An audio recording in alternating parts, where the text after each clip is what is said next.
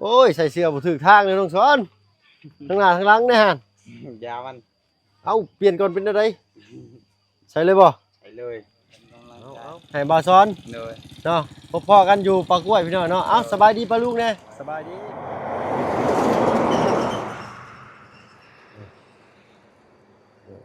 ตื่นมาแต่ตอนเช้าอันนี้ก็เป็นเวลา6 โมงสิ6 โมงครึ่งแล้วพี่น้องเนาะมาทางบ้านช่องของน้องสอนแต่เช้าเพราะว่าวันนี้จะเป็นมื้อที่เฮาเดินทางกลับสู่บ้านสู่เมืองเนาะกลับภูมิลำเนาก่อนเบิดเวลาแล้วพี่น้องเนาะบ่อยากจากเจ้าเวลานั้นผัดไหลมาพี่น้องเนาะมื้อนี้เนาะก็แจ้งข่าวดีทั้งน้องสอนเนาะมีพี่ใจดีเพิ่นทางฝั่งไทยเนาะเห็นน้องสอนขายกล้วยได้ราคาถูกเนาะได้บ่คุ้มเสียน้องไปขายก็ได้เนาะกล้วย11เครือได้เงินอยู่200กว่าบาทเนาะหักค่าน้ำมันแล้วก็เหลืออยู่100กว่าบาทเนาะเอ้ยเพิ่นได้เบิ่งคลิปแล้วเอ้ยเพิ่นก็เลยว่าบ่เพิ่งถ้าว่าสิซื้อกล้วยน้ำน้องสอนสิได้บ่เพิ่นว่าเนาะพี่น้องโอ้ทางเฮาก็ยินดีนะเลยเนาะก็ขอขอบใจเพิ่นหลายๆพี่น้องเนาะที่เลี้ยวเห็นแล้วก็สงสารน้องเพิ่นเนาะว่าอยากซื้อกล้วยให้ซ้ำเคยนี้เนาะเมื่อแจกจ่ายชาวบ้านเนาะทางบ้านเฮาเนาะถือว่าเอาบุญร่วมกันพี่น้องเนาะได้เท่าใดก็เอาเท่านั้นทางเอื้อยเพิ่นก็ฝากเงินมาให้ทางว่าเพิ่นแต่ทางน้องสอนเพิ่น 1,000 บาทพี่น้อยเนาะก็เป็นมูลค่าเงินลาวก็ไล่เรท630ก็ตกอยู่ 630,000 กีบพี่น้อยเนาะเนาะได้ก็พร้อมทางยังมีน้ำจิตน้ำใจซื้อเสื้อผ้าหน้าแพรให้ทางน้องสอนแล้วก็ทางบ่าวเพิ่งเนาะคนละ1โตเนาะเสื้อนั่นก็เป็นเสื้อของทางลุงจันทร์พี่น้อยเนาะ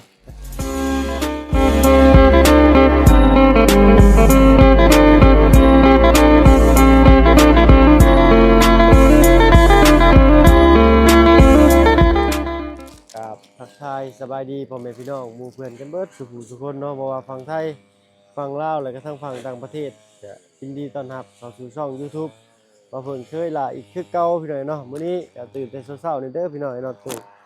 มื่นหูมื่นตายังบ่ทันขึ้นซ้ำเนาะเว้าก็ยังจับผิดจับถูกอยู่เนาะ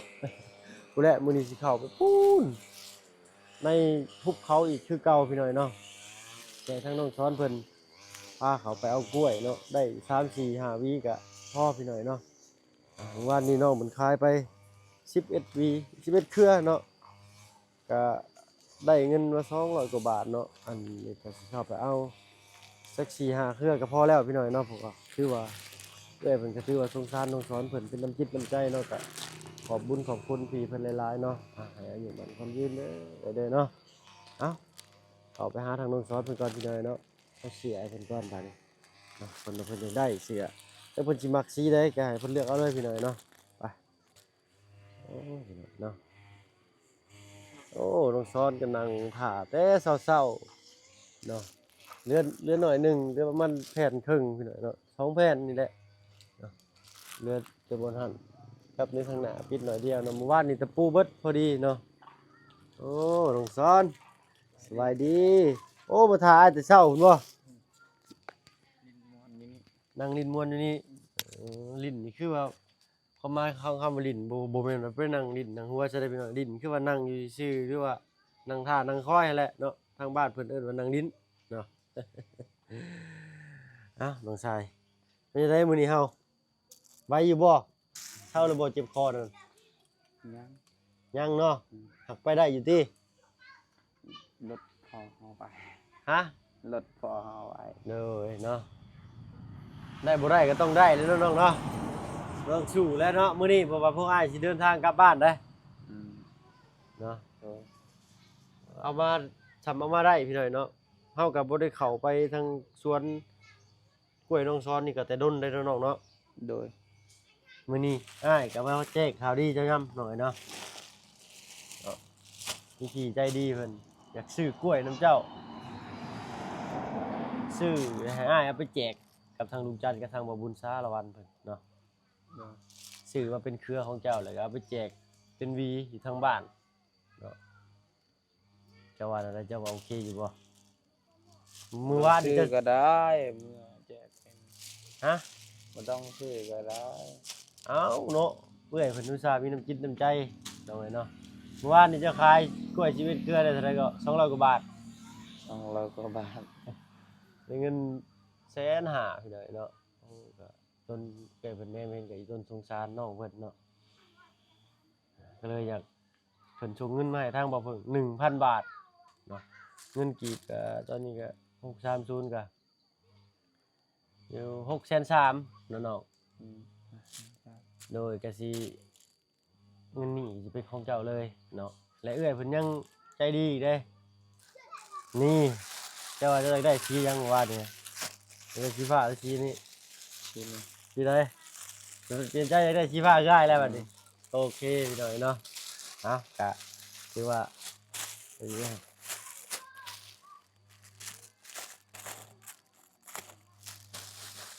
ปึ๊บ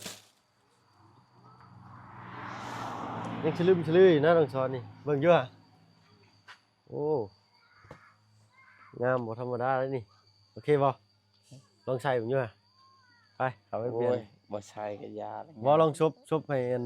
FC เพิ่นเบิ่งก่อนเนาะยังบ่เคยเห็นเจ้าใส่เสื้อในเสื้อสีฟ้าเด้นี่เป็นอะไรดมเบิ่งเลยกะ ถอดเลยโตไปเลยซิกแพคนี่เนาะพี่หน่อยเนาะรอถ่าจักหน่อยให้ทางน้องซอสเพิ่นถอนเยอะนะน้อง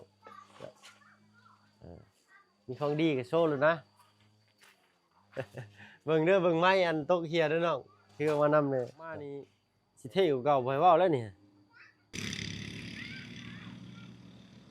โอ้โธ่อย่าเพิ่มนั่งอย่าเพิ่มนั่งยืนก่อนยืนนี่ภาษาเจ้าเอิ้นอะไรตะยืง สิยึง ตะยืงเนาะโอ้เท่นี่เนาะ เท่ เข้าหุ่นเลยเบิ่งใช่ฮะคนหุ่นใหญ่ใส่คือน้องเป็นลังไว้อยู่อ่ะโอ้โตหมู่เจ้าสิถามชื่อแซวๆน้องไอ้บัดนี้เราสิถามเจ้าโลดเจ้าไปชื่อว่าได้ใช้โลดบัด ครับ เนาะกินข้าวเลยบ่เนาะ ยัง ยังบ่ทันกินแล้วกันอ้ายก็ยังบ่ทันกินฮอดข้าวปานเขาเข้าไปนี่ประมาณจักโมงเนาะสิฮอดนี่สมมุติเข้าไปประมาณเข้าจะ7โมงเนาะตอนนี้จักโมงเลยกดเบิ่งอยู่ 8 โมง 7 โมงแล้วเข้าฮอดพุ่นแล้ว9 โมง อ๋อ2ชั่วโมงแล้วเขาออกมาอีกเนาะ9โมง7 8 9 10 11พอดี11โมงเขาออกมานี่ปุ๊บเนาะเคลียร์อยู่ทางนี้เรียบร้อยก็สิได้เดินทางกลับ ตอนนี้ก็ทางลูกเพิ่นก็ไปซื้อที่ให้น้องทายน้องไม้อยู่ขอโทษขออภัยพี่หน่อยเนาะไปอันหารถฟูจิใหญ่หรือว่ารถฟอร์ดหรือว่ารถดุดนั่นแหละพี่หน่อยเนาะเป็นทบสิเป็นดุดที่ให้น้องไม้กับน้องทายเพิ่น เลย เนาะปรับหน้าดินแล้วแต่จังสิเมื่อบ้านเมื่อซองรอบนี้กับพี่น้อยเนาะก็คือสิเสร็จสิ้นพิธีเรียบร้อยแล้วพี่น้อยเนาะแต่ก็เรื่องงบทางเฮ็ดเฮือนนี้เนาะก็ยังคงสิบ่พอพี่น้อยเนาะทางบ้านน้องไม้น้องทายนี่ก็ตามเบิ่งทางอันทีมงานเฮาก็คือสิได้เปิดสมทบอีกคือเก่าพี่น้อยเนาะใครมีจิตใจใส่ศรัทธาอยากชดอยากช่วยน้องเพิ่นก็ติดต่อทีมงานเนาะเข้ามาได้เด้อพี่น้อยเนาะเพราะว่าตอนนี้เงินเหลือแต่พอซื้อดินครับเหลืออีกประมาณ3ล้านปลายพี่น้อยเนาะ3ล้านกีบนี่แหละน่าสิพออยู่เขตดินนี่ใดก็ลองลุ้นกันไปพี่น้อยเนาะทางลุงจันทร์เนี่ยก็ทางบ่าวบุญสารวัตรและทางบ่าวบุญบ้านป่าเพิ่นก็เคลียร์ที่เคลียร์ทางอยู่ทางบ้านสกีพีนเนาะใกล้ๆขึ้นน้องน้ำนั่นล่ะเนาะเจ้าเคยไปอยู่บ่เฮือนน้องน้ำบ่ซะ เคย อยู่เนาะเพิ่นที่หลังใหม่บางทีพี่ใหญ่ใจะดีในส่วนที่ช่วยมานั้นเนาะก็ต่อกันลงหันแหละพี่น้อยเนาะโอ้ดินแปลงนี่ถือว่าดีเลยพี่น้อยเนาะถือว่าอุดมสมบูรณ์เลยเพราะว่าใกล้หน้องสระเนาะมีสระน้ำครับ ใกล้เฮือนน้องน้ำนั่นเพิ่นล่ะ แม่นเด้ในลุ่มไม่ได้ในวังต้นตะบองเพชรในวังมีหน้องสระอะนะหันแหละน้อยเนาะเพราะว่าเพิ่นสิมีน้ำปลูกผักหญ้าคาหุ่นตลอดเนาะแต่ว่ามันก็แห้งคือกันได้อพี่น้อยเนาะแห้งช่วง ยามฝนตกยามฝนบ่ตกมันแห้ง แม่นเลยนะฮะน้ำฝนบ่ตกมันก็แห้งพี่น้อยเนาะรอถ่าจังน้อยพี่น้อยเนาะเนาะพี่น้องของคอยถ่าทางพ่อของน้องซ้อนเนาะน้องซ้อน อืม เพิ่นไปใช้เมื่อกี้นี่น้องเพิ่นบอกอยู่บ่ ไป เพิ่นเอื้อยไป เพิ่นเอื้อย อืม เนาะเอาก็รอถ่ารถทั้งน้ำพอลงซ้อนก่อนพี่น้อยเนาะเพราะว่าเพิ่นยังไปเพิ่นเอื้อยของลงซ้อนไปธุระเสื้อสองตัวนี้เนาะก็เป็นทางที่ใจดีเพิ่นพี่น้อยเนาะทางฝั่งไทยเนาะเพิ่นมีน้ำใจชื่อให้เจ้าเนาะสบายตัวหนึงคนละตัวได้ทางตู้พ่อเพิ่นมาเลย สบายดีตัวพ่อ เด้อโอ้ยได้พี่ช่างมานั่นมะม่วงเนาะเด้อพอได้ปั้นบ่ายข้าวเช้าพี่น้อยเนาะมะม่วงก็ได้เนาะเป็นบ่ประสงค์ออกน้ำเด้อน้องเด้อเนาะเฮาก็มีแต่ขอบบุญขอบคุณเพิ่นนั่นแหละเนาะเพื่อพอได้ห่มกายคลายหนาวเนาะคือลุงจันทร์เพิ่นว่าเอ้ากะมีแต่ขอบบุญขอบคุณทางเอื้อยเพิ่นเนาะทางเฮาก็บ่มีหยังตอบบุญแทนคุณเนาะก็มีแต่คำเว้าคำจาอะไรก็คำอวยชัยอวยพรให้อยู่ดีมีแฮงความเจ็บอย่าได้ความไข้อย่าสิมีเด้อเนาะ ให้บ่ให้ผ่านม่านบ่ให้เบียดเนาะคิดสิ่งใดก็ขอให้ได้สิ่งนั้นสมดังมโนนึกเด้อเนาะทุเนาะเฮาก็สิให้น้องช้อนพาเขาไปเอากล้วยพี่หน่อยเนาะเพื่อเอามา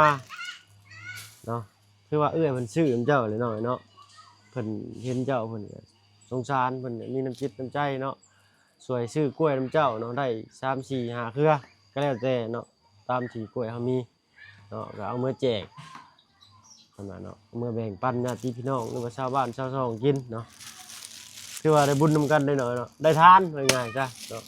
ได้บุญนี่ก็ต้องวัดเนาะผู้ใช้ก็เฮ็ดได้อันนี้บุญเฮ็ดทานนี่เนาะได้หับเด้อเสือนี่เนาะเสืองามๆเนาะเลยจะใส่ได้บ่เพิ่งจะใส่3-4โตเลยเสือของลุงนี่ก็ได้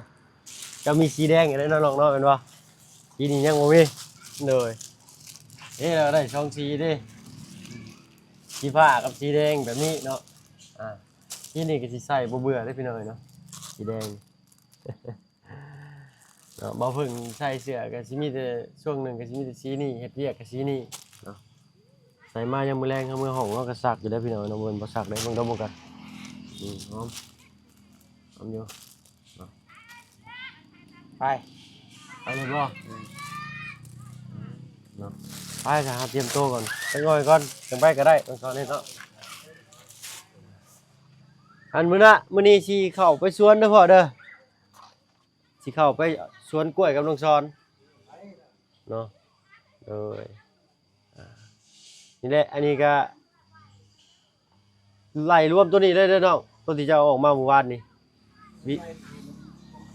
บ่คักบ่เป็นหยังเอามือกินเด้อบ่ได้เอามือขายเอามือแบ่งปันชาวบ้านเพิ่นเนาะตัดเป็นหวีเด้อก็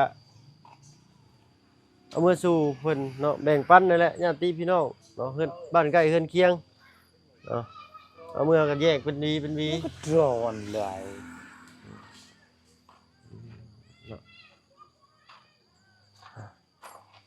เมื่อคืนนี่ฝนบ่ได้ตกเนาะน้องชอนเนาะเนาะจะน่าจังไปหากินข้าวกินน้ำไปก็จังไปเนาะ เอายะนี่มัดไว้ก่อน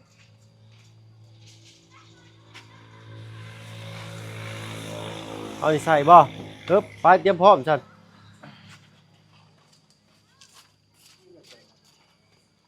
ครับ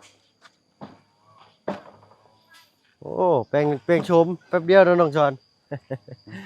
เดี๋ยวเราต้องไปซื้อน้ำซื้อในก่อนได้นี่เนาะเพื่อเอาเขาไปไว้กิน cái đều từ lặt đến nào ít này đều nào ít เอาพี่น้อยเนาะฝากพี่น้องป้าลุง FC เนาะส่งกำลังใจให้หน่อยเด้อพี่น้อยเนาะสิเข้าไปสวนกับน้องสอนเพิ่นพี่น้อยเนาะมันสิรอดอยู่บ่น้องสอน hô lẹ còn này ก็มาสิยิ้มเฮ้ยแล้วกันรถนี่ได้ว่ามันสิรอดออกมาฮอดอยู่บ่นี่ lọtอยู่ น่าสิรอดอยู่เนาะเด้อเจ้าหน่อยสิพาน้องไปใส่น้ำมันอยู่เพาะเนาะน้องสอนเจ้าเว้าให้อ้ายมั่นใจผมอยู่นั่นล่ะ không ăn chạy บ่มั่นใจเนาะเขาว่าไปอันนั้นนี่ข่อยได้น้องรูปเด้เออโอ้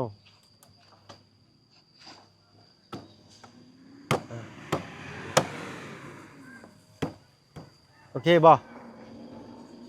โอเคพี่น้อยเนาะก็มีแต่ผู้แลพี่น้อยเนาะเฮาสิไปทางอันเฮาสิไปทางเก่าเฮาบ่บ้านจังก็เฮาสิขึ้นนี่บ่หรือเบิ่งซ้อนหรือว่าไปบ้านสมุน ไปทางพุ่นมันน้ำมันลึกรถตาย น้ำเลิกรถใต้ไปทางสมุนเนาะ อืม เอาเข้าทางนี้เลยบ่อนเจ้าอาบน้ำนี้พี่น้อยเนาะนี่แหละทางเดิมที่เฮาเคยไปพี่น้อยเนาะ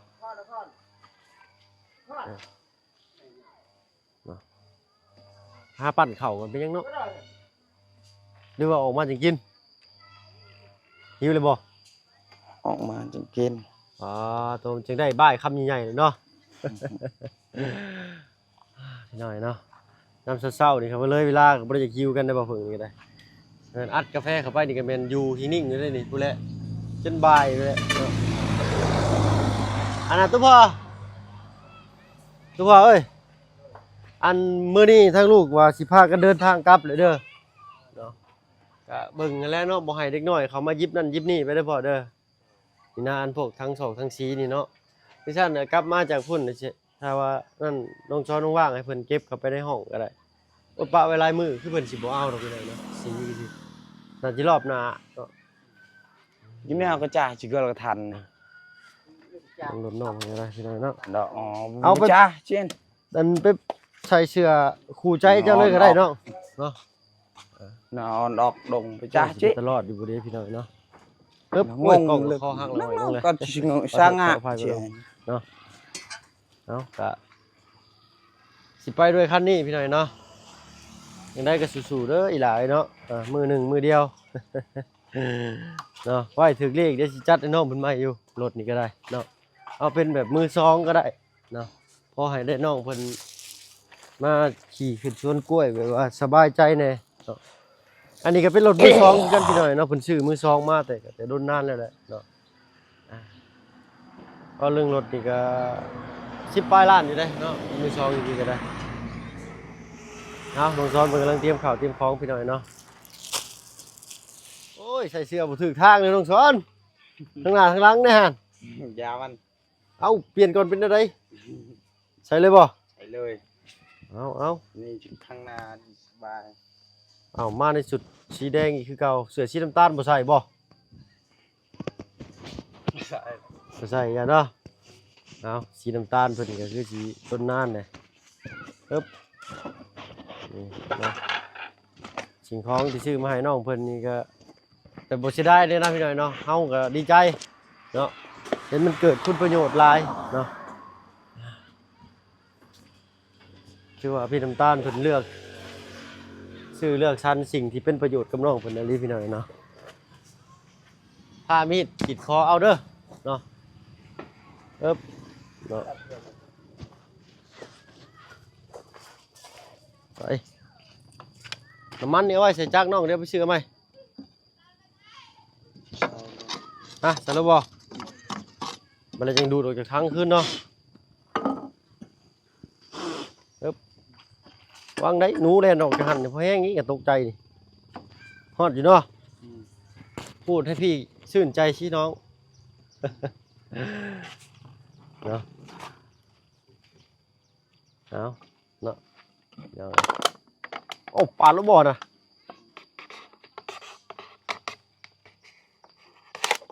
เอ้ยเยี่ยมตัวนี้ใส่กบลงบ่ปั๊บมันห่อยๆเอ้าเนาะคลิปนี้ก็สิเอาแบบบ่กินข้าวกินน้ำเลยพี่น้อยเนาะทั้งน้องช้อนทั้งบ่าวเพิ่งจะกินกาแฟอยู่บ่ ยาละ ไปชื่อน้ำก่อนได้บ่ได้ได้ไปในป่าหิวน้ำหิวในนี่แล้วก็โลดอยู่ป่าเลิกครับเนาะเฮาบ่เป็นคนพื้นที่หาน้ำกินก็คือสิยากอยู่พี่น้อยเนาะเรียบร้อยบ่น้องชายว้าวเป็นยิ้มคอยเชียวได้ข่อยได้ นี่ได้ฉันนั่งได้อยู่บ่นี่นั่งได้อยู่เนาะน้ำมันเครื่องจักรถือบ่เป็นหยังพี่น้อยเนาะเสื้อผ้าเป็นของน้องกายเนาะน้องใต้ก็ซักเมื่อย เอาหนัวหัวหมวนเด้อพี่น้อยเนาะสำหรับคลิปนี้ก็คือสิเป็นการเตรียมพร้อมเป็นที่เรียบร้อยเลยแหละพี่น้อยเนาะพบพ่อกันอยู่ถนนหนทางระหว่างการเดินทางพี่น้อยเนาะ จะได้ก็ฝาก FC เนาะกดไลค์กดแชร์เป็นกำลังใจให้น้องซ้อนเลยกระทั่งบ่พึ่งเคยล่ะพี่หน่อยเนาะเอาน้องเป็นก็สิเอาโทรศัพท์ไปสากแบตไว้ก่อนพี่หน่อยเนาะเอาพี่หน่อยเนาะพอเบิ่งน้องซ้อนปึ๊บมีแต่สิไปหาซื้อน้ำซื้อในเนาะแล้วก็จังเดินทางบัดนี้เนาะปึ๊บขับรถออกมาก่อนบาดปั๊บจอดถึงจึกอู้ดูคือควันเด้อน้องมันสิรอดอยู่บ่ บ่รอดนี่ก็พากันอยู่เลยสองคนเนาะ ไปพี่หน่อยเนาะพบพ่อกันในระหว่างการเดินทางกันแล้วกันเนาะสำหรับคลิปนี้ขอตัวลาลงแล้วกับน้องสอนเนาะจะได้กับฝาก FC เป็นกำลังใจ โดยเป็นกำลังใจ ให้บ่าวสอน โดย เนาะพบพ่อกันอยู่ปากกล้วยพี่หน่อยเนาะเอ้าสบายดีป้าลุงแน่สบายดีพี่หน่อยเนาะเอ้าพบพ่อกันคลิปหน้าพี่หน่อยเนาะสำหรับคลิปนี้ขอตัวลาลงแล้วเนาะฝากเป็นกำลังเชียร์แห่งใจเด้อพี่น้องว่าลุงเนาะ